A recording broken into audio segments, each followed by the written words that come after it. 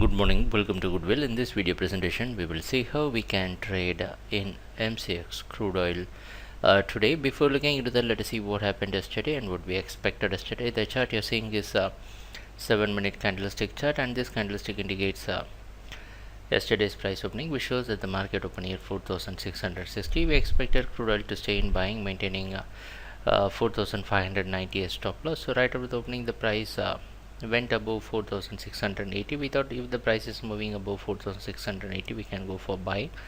So once the price start moving above 4,680, we could see the market pick some momentum, and it went up till 4,835 and closed near 814, and giving us some positive signs on the buying side. Today it's expected to open somewhere near 4,820, and still we feel that the price is good for buying. But we want to be a bit cautious with the stop loss zone. So what you can do, you can buy till 4,700 by placing stop loss near 4,690, expecting that the price can move to hit the next targets of 4,895, 4,852. These are the next possible targets. So let us see what's going to happen during the trading session, and thanks a lot for watching our videos. Happy trading, take care, bye.